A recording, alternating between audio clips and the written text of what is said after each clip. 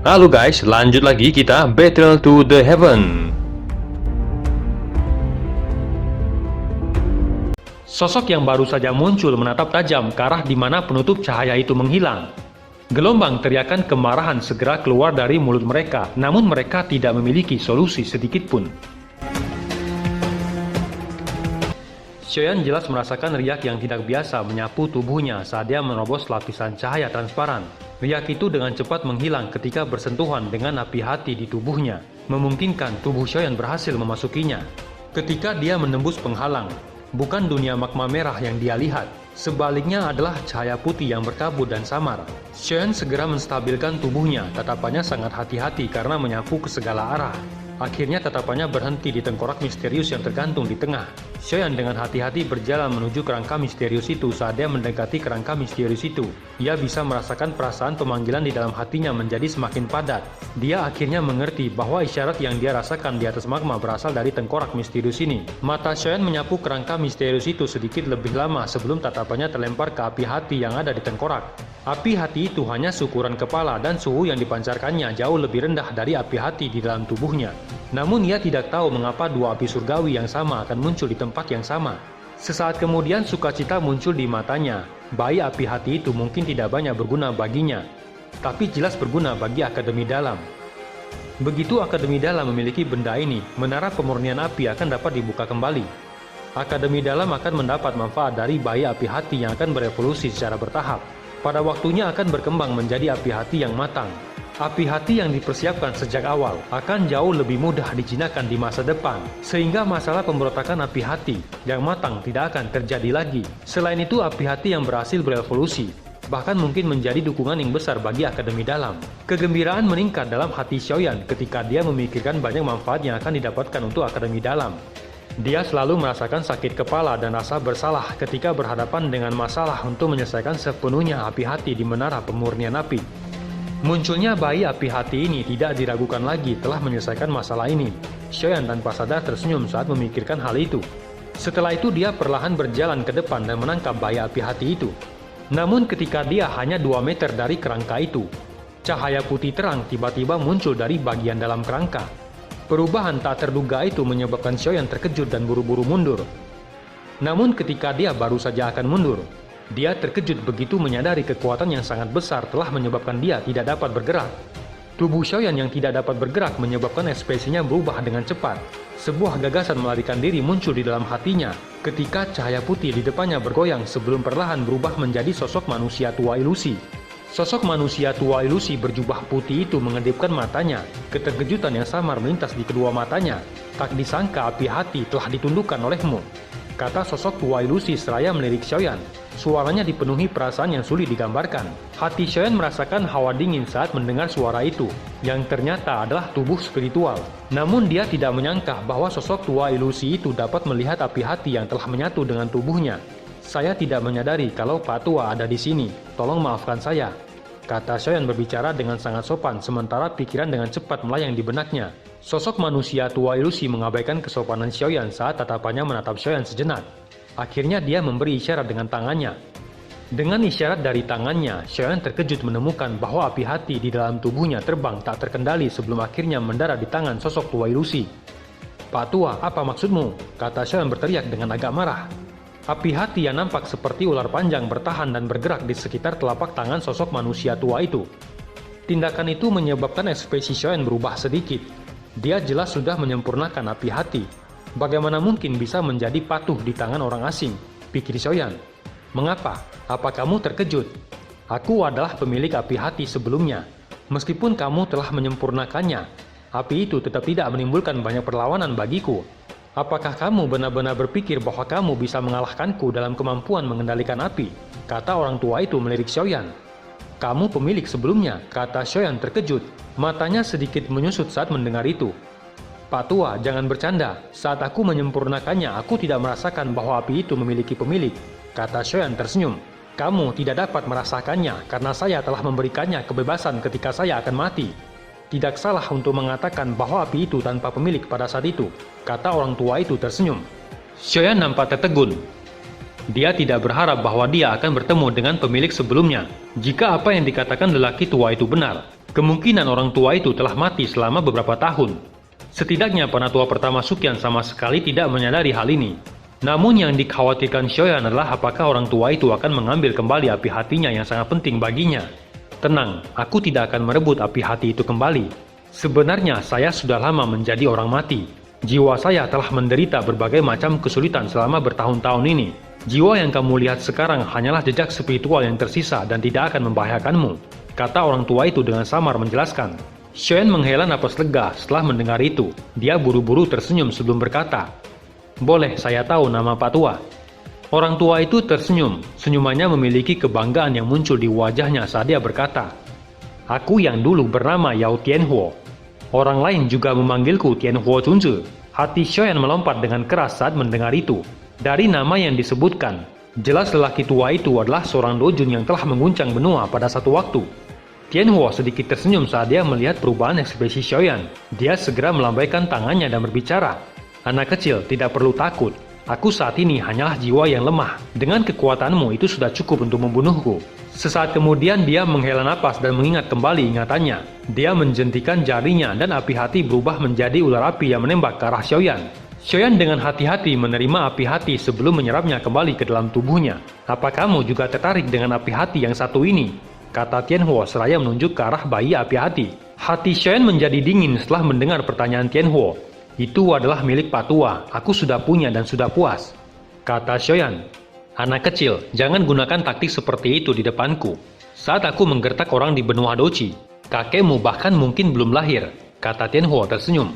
Shoyan tanpa sadar merasa sedikit canggung saat mendengar itu. Orang tua itu sudah lama melihat melalui pikirannya. "Api hati pertama yang aku temukan ketika aku datang untuk mencari tempat ini saat itu. Aku menghabiskan beberapa tahun sebelum menaklukkannya." "Api hati itu adalah nyala api yang ada di dalam tubuhmu sekarang," kata Tianhuo mengingat masa lalu.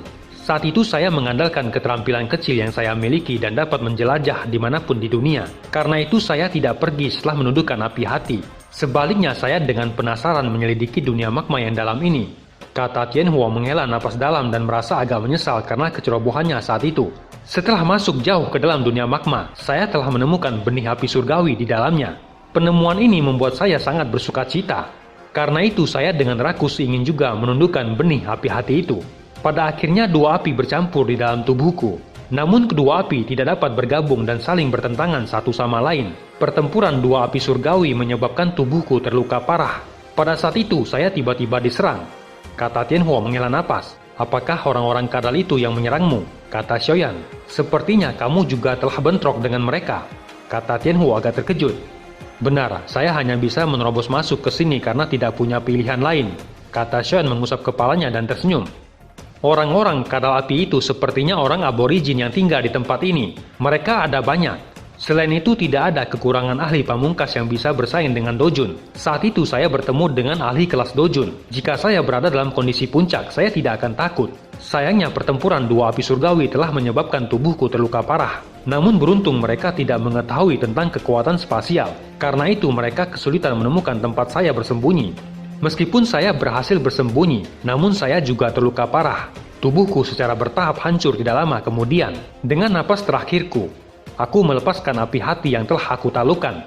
Jiwaku terikat pada benih api surgawi dan berniat menggunakannya untuk bertahan hidup. Namun setelah bertahun-tahun jiwaku tidak dapat bertahan," kata Tianhuo. Hati Shoyan tergerak sedikit saat mendengar itu. Dari kata-katanya, Tianhuo Chunzi di depannya ini tidak dapat dikatakan benar-benar mati. Begitu kekuatan seorang mencapai tingkat Dojun, ia masih memiliki kesempatan untuk bangkit kembali kecuali jiwanya hancur. Bila dibandingkan dengan Yolau, jiwa Tianhuo telah menjadi semakin tipis. Sangat sulit untuk mengatakan apakah dia bisa pulih. Setelah bertahun-tahun, tak terduga bahwa benih api surgawi saat itu secara bertahap berubah menjadi bentuk api hati. Namun ini masih dalam tahap bayi. "Apakah kamu ingin mendapatkannya?" kata Tianhuo tersenyum. Shoyan menganggukkan kepalanya dengan jujur kali ini dan segera berkata dengan sopan, "Pak Tua, beritahu padaku apa yang dapat aku bantu jika Anda bersedia memberikan bayi api hati itu. Selama aku mampu melakukannya, aku tidak akan menolak," kata Shoyan. Ekspresi Tianhuo tidak berubah setelah mendengar kata Shoyan. Dia merenung sejenak sebelum perlahan berkata, "Bukan tidak mungkin bagimu untuk memilikinya. Namun kamu harus membantuku. Tentu saja kamu dapat yakin bahwa saya akan memberi kamu hadiah yang cukup, kata Tianhuo. Pak Tua, tolong bicara, kata Xiaoyan. Saya dapat melihat bahwa kekuatan api di dalam tubuhmu sangat kuat. Selain itu, nyala api mengandung aura kayu yang sangat redup. Selain itu, kemungkinan tingkat alkemismu cukup tinggi untuk menaklukkan api hati, bukankah begitu? Kata Tianhuo tersenyum. Xiaoyan diam-diam memuji dan mengangguk sedikit. Orang tua itu memang layak menjadi seorang dojun. Penglihatannya masih sangat tajam, pikir Xiaoyan. Karena kamu adalah seorang alkemis, kamu juga harus tahu bagaimana cara memperbaiki jiwa yang terluka. Bukankah begitu? Kata Tianhuo tersenyum. Mata Xiaoyan menyipit saat dia mendengar itu. Kata-kata seperti itu seperti yang dia pikirkan. Bagaimanapun orang tua dojun ini adalah beberapa monster yang sulit dibunuh. Selama sedikit jiwa mereka tersisa, mereka mampu bangkit. Pikiran itu melintas di benak Xiaoyan, tapi wajahnya tenggelam dalam pikiran yang dalam. Membantu dojun memperbaiki jiwanya bukanlah perkara yang mudah. Selain itu mereka baru saja bertemu dan dia sama sekali tidak menyadari karakter pihak lain. Jika dia membantunya pulih, pihak lain mungkin akan datang dan merebut api surgawi di tubuhnya. Apa yang akan dia lakukan? Pikir Xiaoyan. Anak kecil, kamu bisa yakin bahwa selama kamu bisa memperbaiki jiwaku, aku bersumpah bahwa aku tidak akan menyakitimu di masa depan, kata Tianhuo tanpa sadar tersenyum. Saat melihat Xiaoyan tenggelam dalam pikirannya, dia perlahan berbicara sebelum melambaikan tangannya dan sebuah gulungan berwarna putih muncul di depannya. Ini adalah jurus yang membuat saya terkenal saat itu. Jurus mengusir api 5 cincin. Kata Tianhuo tersenyum seraya melemparkan gulungan itu ke Xiaoyan. Selama kamu membantuku, benda itu akan menjadi milikmu. Jika kamu meragukan ketulusanku, kamu dapat mengambil gulungan itu terlebih dahulu. Belum terlambat bagimu untuk membantuku memperbaiki jiwaku setelah kamu menemukan bahwa tidak ada yang salah dengan itu.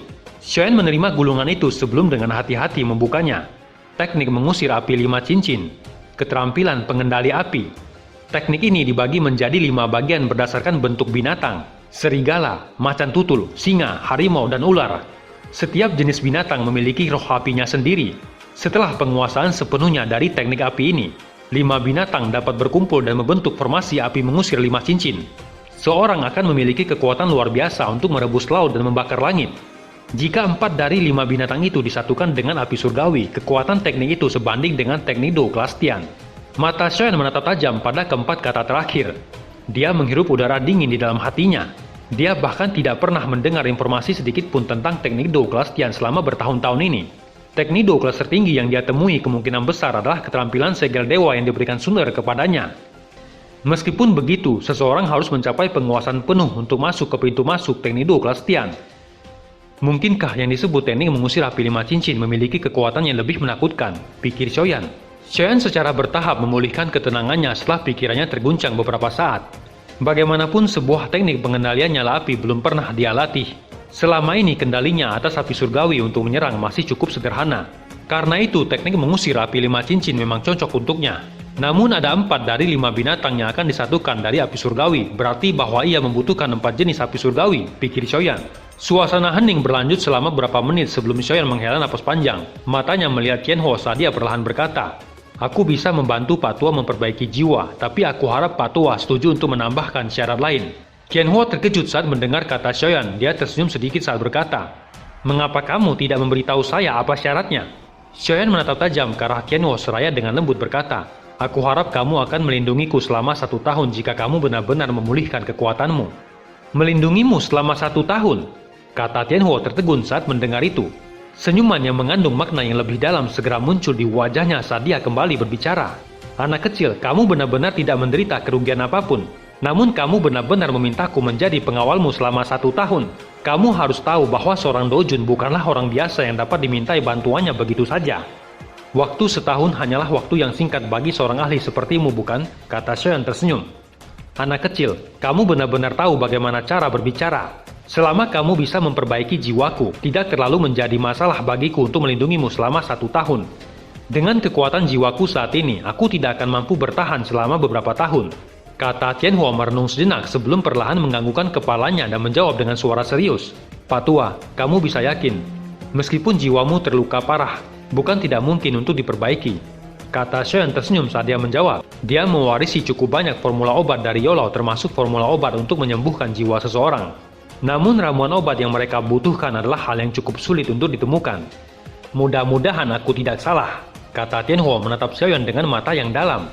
Setelah itu dia berhenti ragu-ragu dan melemparkan benih api hati kepada Xiaoyan. Xiaoyan dengan hati-hati menerima benih api itu.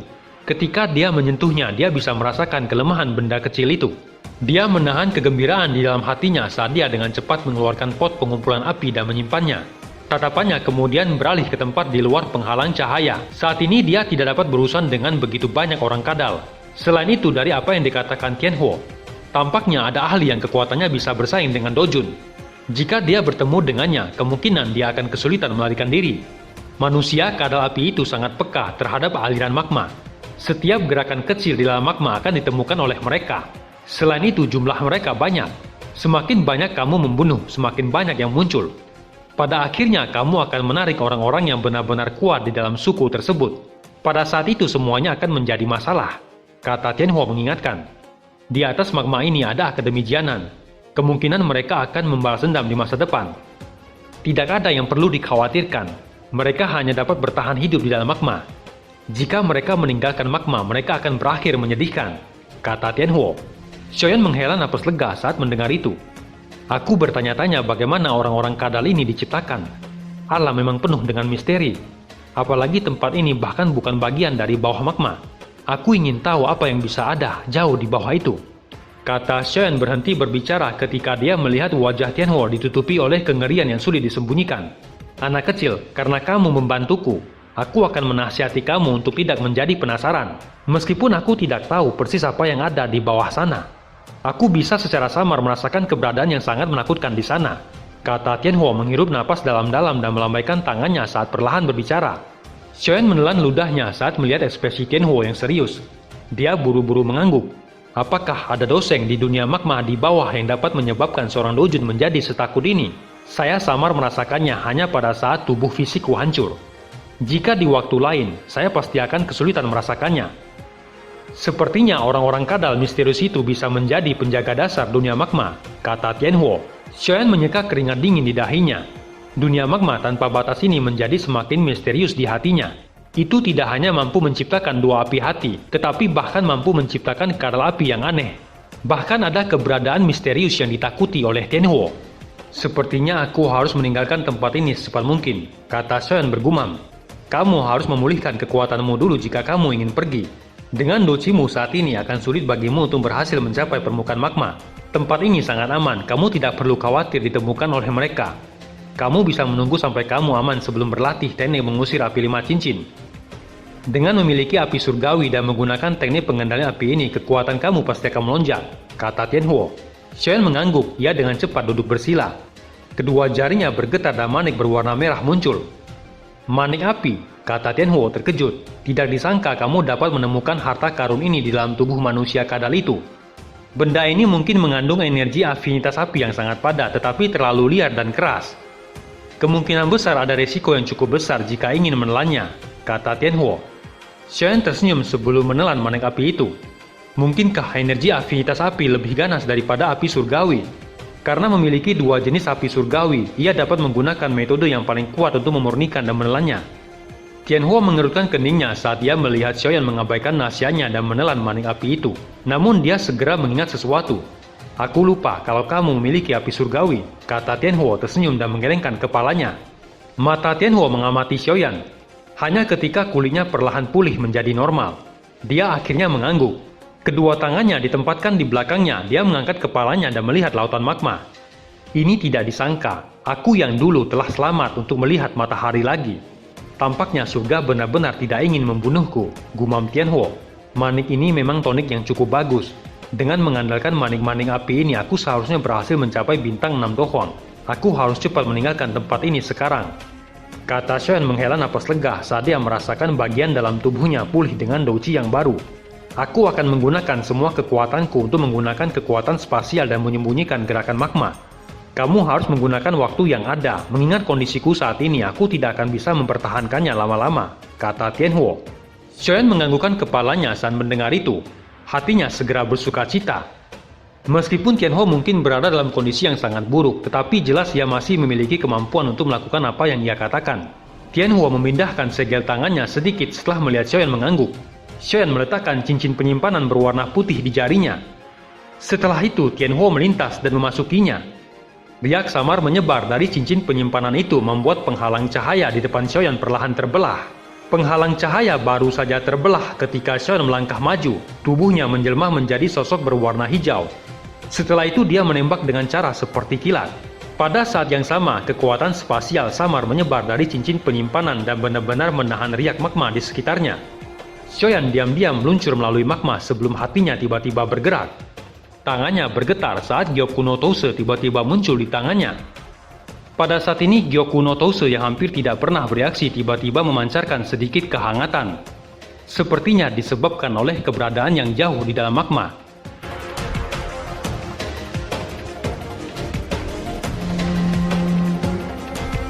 Cerita pun selesai, nantikan spoiler selanjutnya guys. Buat yang belum subrek, dibantu subrek yo guys, biar jalan terus spoilernya. Buat yang udah subrek, mudahan dilancarkan rezekinya. See you and ciao.